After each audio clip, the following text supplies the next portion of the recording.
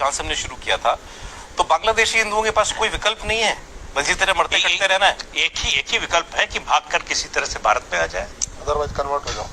Otherwise दूसरा विकल्प है कि वहां धर्म परिवर्तन कर। तो कितने पलायन करेगा हिंदू? भारत में संविधान चल रहा है क्योंकि भारत में हिंदू बहुसंख्यक है। भारत में लोकतंत्र चल रहा है क्योंकि यहाँ हिंदू बहुसंख्यक है। भारत की सेना विद्रोह नहीं करती है क्योंकि सेना में हिंदू बहुसंख्यक है। भारत के जो नौकरशाह है वो सत्ता परिवर्तन के लिए साजिश नहीं करते क्योंकि नौकरशाही में भी हिंदू बहुसंख्यक है। अगर भारत में जो कुछ ठीक चल रहा है, जो पाकिस्तान जो होता है वो भारत में नहीं होता, जो बांग्लादेश में होता है वो भारत में नहीं होता, उसका मूल कारण है कि भारत में हिंदू बहुसंख्यक है। मैं आपको कुछ इंटरनेशनल पर्सपेक्टिव बताता हूँ। भारत के बॉर्डर पे 9 देश है। 9 देश में 9 के 9 उनके टारगेट पे है कि 9 के 9 को उसको खुरासान कहते हैं। बेसिकली वो खुरासान प्रांत कहते हैं कि पूरे खुरासान पे गजवा हिंद करना। जब हम गजवा हिंद की बात करते हैं तो हिंदुस्तान को नहीं कन्वर्ट करना, उस पूरे खुरासान को ही कन्वर्ट कर देंगे। ये जिहादी डॉक्ट्रिन है। जिहादी डॉक्ट्रिन सर रिटन डॉक्यूमेंटेड है, मल्टीपल हाँ, कॉन्स्पिरेसी थ्योरी नहीं है जिसको कई वामपंथी बदरार कहते हैं, तो बोलते हैं। दुनिया का सबसे बड़ा जमाती संगठन जो 150 देशों में काम करता है, जिसको रूस ने बैन किया, तजाकिस्तान ने बैन किया, उज्बेकिस्तान ने बैन किया है, विकिपीडिया पे अवेलेबल है, उसका मुख्यालय भारत में है। भारत का ही एक टुकड़ा अफगानिस्तान बन गया। अफगानिस्तान से हिंदू, जैन, बौद्ध, सिख खत्म हो गए, अगड़े पिछड़े खत्म हो गए, ब्राह्मण, क्षत्रिय, वैश्य, दलित खत्म हो गए। हिंदुस्तान का ही एक टुकड़ा पाकिस्तान बना, हिंदू, जैन, बौद्ध, सिख खत्म हो गए, ब्राह्मण, क्षत्रिय, वैश्य, दलित खत्म हो गए। हिंदुस्तान का ही एक टुकड़ा मालदीव था जहां चोल राजा राज किया करते थे, मालदीव से हिंदू, जैन, बौद्ध, सिख खत्म हो गए। हिंदुस्तान का एक बांग्लादेश एक टुकड़ा था जिसको ईस्ट बंगाल कहते थे। भाई वेस्ट पंजाब पाकिस्तान में चला गया और ईस्ट बंगाल बांग्लादेश बन गया। ईस्ट बंगाल में हिंदू, जैन, बौद्ध, सिख अभी जैसा सिंह साहब ने बताया 7% बचे हुए थे। अगले 2 से 3 साल के अंदर वो सब या तो कन्वर्ट हो जाएंगे या तो भाग जाएंगे। तो आपका बांग्लादेश भी हिंदू, जैन, बौद्ध, सिख से खत्म हो चुका है। अब मैं आता हूं जो 5 देश बचे हुए। अब उनकी जो जमातियों की जो अगला टारगेट है, भारत, नेपाल, म्यांमार, श्रीलंका और भूटान।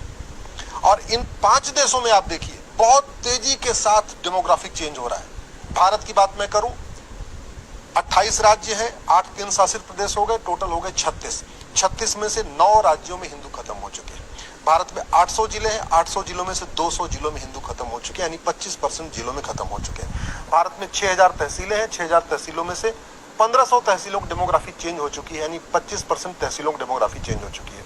भारत के बॉर्डर पे 300 तहसीलें हैं, मतलब आपका चाहे गोवा बॉर्डर, चाहे आपका गुजरात बॉर्डर हो गया या राजस्थान बॉर्डर, समुद्री या लैंड बॉर्डर दोनों, जो हमारे बॉर्डर पे, उस पे टोटल 300 तहसीलें हैं। मैं कह रहा हूं कि आप इसको होम मिनिस्ट्री क्लेरिफाई कर ले, आईबी क्लेरिफाई कर ले, जिसको क्लेरिफाई, इसको मतलब सर्टिफाई कर सकता है जो बात मैं कह रहा हूं। 300 की 300 तहसीलों की डेमोग्राफी सौरभ जी बदल चुकी है। भारत में जब मैंने 2017 में पीआईएल फाइल किया था, जब उस पर मैं काम कर रहा था, उस समय में आंकड़े राज्यवार दिए थे कि भारत में 5 करोड़ घुसपैठी आ चुके हैं। अच्छा, डेमोग्राफी बदली कैसे जा रही है?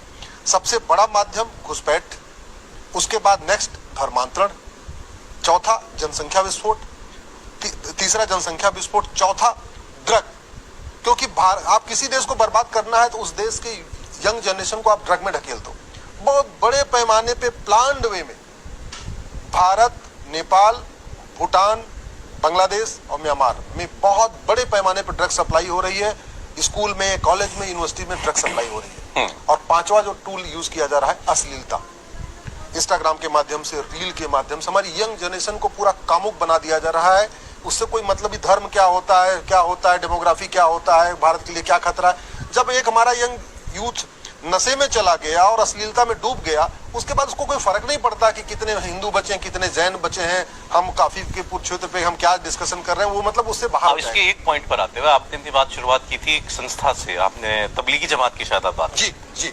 तो तबलीगी जमात अब जो जैसे बांग्लादेश में भी बात हो रही है, जमाते इस्लामी काम कर रहा है। ये जमाते इस्लामी पाकिस्तान में भी है शायद, हमारे यहाँ मुझे पता नहीं। जमाते कश्मीर में हम लोग कहते हैं कि कश्मीर रेडिकलाइजेशन के लिए जमाते इस्लामी, लेकिन यहाँ वाला जमाते इस्लामी और जो है कश्मीर वाला दोनों अलग अलग है। देखिए लेकिन हाँ, एक आपने अच्छा याद दिलाया, सलमान खुर्शीद ने आज जो बयान दिया है, सलमान खुर्शीद कांग्रेस के नेता के रूप में जाने जाते हैं, पूर्व विदेश मंत्री के, विदेश मंत्री, सुप्रीम कोर्ट के बड़े वकील है, सुप्रीम कोर्ट के बड़े वकील है, तबलीगी जमात के वो संरक्षक है, लीगल एडवाइजर भी है। उनके बोर्ड पर भी है। तबलीगी जमात नहीं, जमात इस्लामी। जमात इस्लामी क्या? हाँ बिल्कुल। तो जमात और ये इस्लामी सारी जमात इस्लामी एक ही हुई ना, नहीं। बांग्लादेश, भारत, पाकिस्तान से मिला के। आप सर, आप जितने नाम ले रहे हैं ना, आप टहनियों का नाम ले रहे हैं, आप पत्तों का नाम ले रहे हैं। For the record, Salman Khurshid आज इसलिए चर्चा में है क्योंकि उन्होंने कल एक बुक लॉन्च के मौके पर ये कहा है, जो बांग्लादेश में हुआ ये हिंदुस्तान में भी हो सकता है, लेकिन हिंदुस्तान मुल्क बहुत बड़ा है, इसलिए यहाँ चीजों को ट्रैवल करने में बहुत टाइम लगता है, इसलिए एक अचानक से वो विस्फोट नहीं हो सकता जैसा बांग्लादेश के अंदर हो गया। ये ऑन रिकॉर्ड उनका कहा हुआ स्टेट। अब ये जो खतरे हैं, इसके लिए ये खतरा मैं सर इसलिए मैं जहां आ रहा था वो बात रह गई कि ये सारी एक्टिविटीज हो रही हैं और आपने बताया ये सब इंटरकनेक्टेड हैं।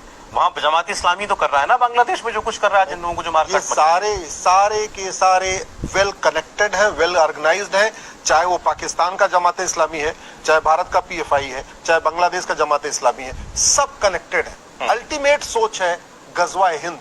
अब मैं फिर से करेक्ट कर दूं, गजवा हिंद का मतलब केवल हिंदुस्तान से हिंदुओं को खत्म नहीं करना, क्योंकि तो पूरी दुनिया में इस्लाम, जैन, बौद्ध, सिख और हिंदू, ये सब हिंदू ही हैं।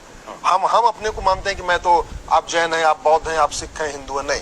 गजवा हिंद का मतलब सारे के सारे। और बड़ी सक्सेसफुली भारत का हिस्सा अफगानिस्तान, भारत का हिस्सा पाकिस्तान, भारत का हिस्सा मालदीव, भारत का हिस्सा आपका बांग्लादेश ऑलरेडी कन्वर्ट हो चुका है। बांग्लादेश में जो खेल चल रहा है, और भारत के अंदर विदिन, और बड़े प्लान्ड वे में उन्होंने भारत के अंदर सांसदों विधायकों को भी अपने पेरोल पर रख लिया। पत्रकारों को बुरा मत मानिएगा, भारत के बहुत सारे पत्रकार भी जमातियों के पेरोल पे हैं, उनको फंडिंग आती है। भारत के बहुत सारे नेता, विधायक, सांसदों को भी बकायदा वो देखिए, उनका ट्वीट देखिए, उनका फेसबुक पोस्ट देखिए, उनका आप तरीका देखिए, वो डायरेक्टली इनडायरेक्टली कैसे सपोर्ट करते हैं। एक जर्नलिस्ट ने, महिला जर्नलिस्ट है, ट्वीट किया बाकायदा कि हम 20 करोड़ हैं, 25-30 करोड़ गैर संघी हिंदू हैं। हाँ, दोनों मिल जाएं तो बांग्लादेश का टेम्पलेट यहाँ भी लागू कर सकते हैं। बिल्कुल, ये ऑफिशियल ट्वीट है। मतलब आरफा खानम बहुत लोगों की हसरत ये इस वक्त मांगे ले रही है। नहीं, ये बहुत यहाँ हो सीरियसली, जाएगी। सौरभ जी इसको आप सीरियसली समझिए।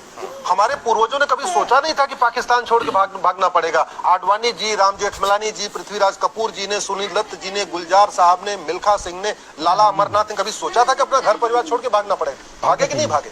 अरे आप तो छोड़िए, जो कुछ बांग्लादेश में एक हफ्ते से हो रहा है, एक सप्ताह के पहले क्या बांग्लादेश के हिंदू, जैन, बौद्ध ने, सिखों ने सोचा था मेरी दुकान जल जाएगी? कभी सोचा था उनकी हमारी बेटियों के साथ रेप होगा? कभी उन्होंने सोचा था हमें यहाँ से छोड़ के भागना पड़ेगा? हो रहा है ना। तो अगर बांग्लादेश में हो सकता है तो भारत में क्यों नहीं हो? उनका सपना बहुत चल रहा है। मैं इसलिए कह रहा हूँ, बॉर्डर पे जो दुश्मन है उनसे सेना हमारी निपट लेगी, भारत के अंदर के दुश्मनों से निपटने के लिए कठोर दंड की व्यवस्था। और मैं इसको